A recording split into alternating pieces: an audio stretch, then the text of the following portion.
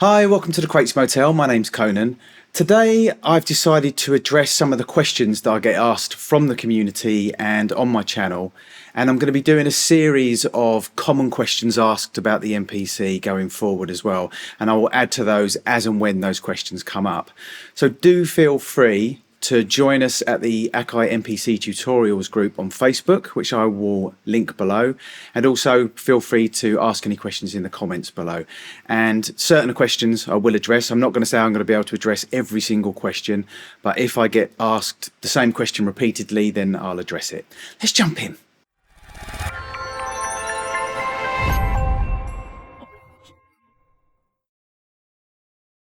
So today I'm going to address one of the most common questions I've had on the Akai MPC tutorial group over the last couple of weeks. I've also noticed it in other groups as well, and also from subscribers on the channel.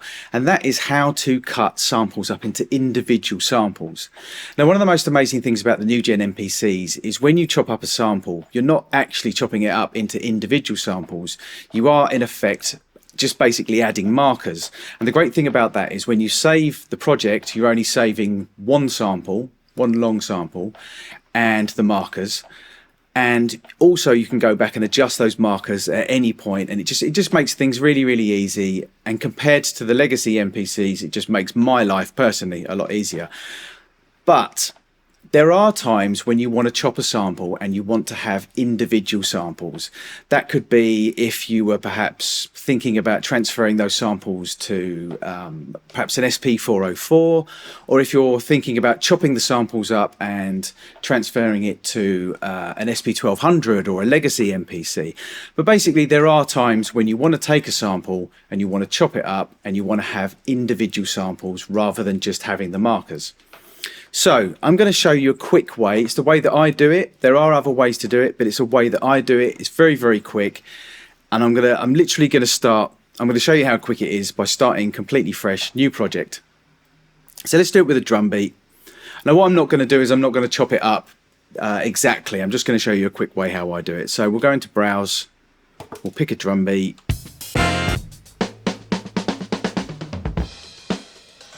That one will do perfectly. Go into sample edit, go into the chop screen, and this is where we would normally chop our samples up and then put it into a program. But what I'm going to do today is I'm going to show you how I would do it into individual samples so that you can then transfer it to wherever you want to do it. And just let me touch on that actually. I use other samplers sometimes. I've got the SP404 over there obviously, and sometimes I might want to drag it into my DAW or whatever, but I like chopping up on the MPC. So I use this technique when I'm doing that. I'll chop it up onto the MPC, make it into individual samples, and then I can drag and drop those samples into anything that I want to. So we've gone into the chop screen. Let's just, to do it quickly, we'll do it into regions. Okay, simple as this. Shift convert.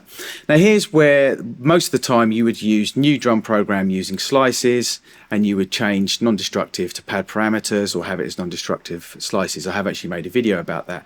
But if on this top you scroll across to new program with new samples, have crop samples checked, have create new program checked, and I'll explain why in a moment, and do it.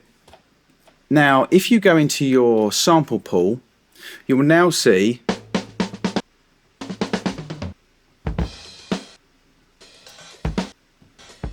you've now made individual samples. You can now drag and drop those wherever you want into the pads, or you can also drag and drop them into your DAW or into your SP404 or whatever sampler that you might be using. So why did I have the make new program or create new program ticked? The reason is for this. Now, just go back to the sample pool for a second. If I now want to save those individually, it's difficult to do that. But if I go into the main screen and open up my save window and I save drum program, Now I can choose to save that drum program that I created with all those individual samples. I can save it anywhere I want. I can choose where I want to save it, be it on my card or internally. I don't ever save anything internally, so let's say it was on my card. I can now put it into any of my folders, and I will then save that program and those individual samples into its own folder. Save, done. Now, what I can do going forward is every single time I want to build a folder up with individual samples in it, let's say that I wanted to take 5 or 6 different breaks, chop them up, individual snares, individual hats, individual kicks, etc. But I wanted to do it with 5 or 6 different breaks and then make a folder with all of those individual samples. This is why it's good to do the create new program, because each time I chop up a break, create a new program, save it, I can choose which folder to save it into. So I'm gradually going to build up a folder with a whole bunch of individual sounds that I've chopped up from breaks or samples or whatever. And then I have a folder full of individual samples. Now I can choose to keep the program file that's made, which you can do if you like, or you can just completely delete that, and that leaves you with a folder full of individual samples that you've chopped up in your MPC, which I love because I love chopping it up in the MPC. But now I can choose to take those samples and drag and drop them anywhere I please.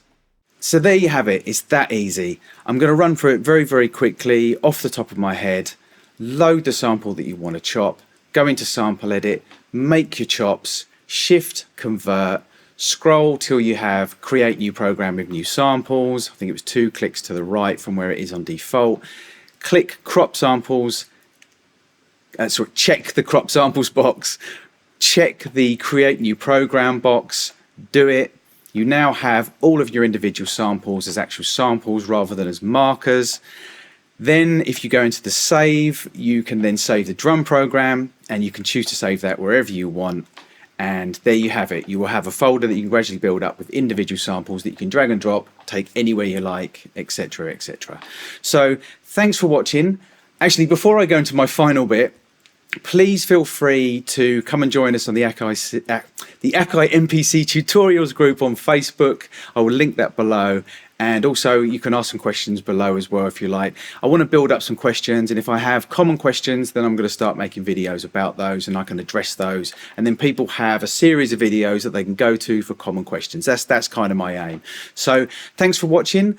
Please subscribe for more mixing, mastering and MPC tutorials and reviews. This is the Crates Motel. My name's Conan. Until next time, that was probably the 10th time that I've done that. Thanks very much. See you soon.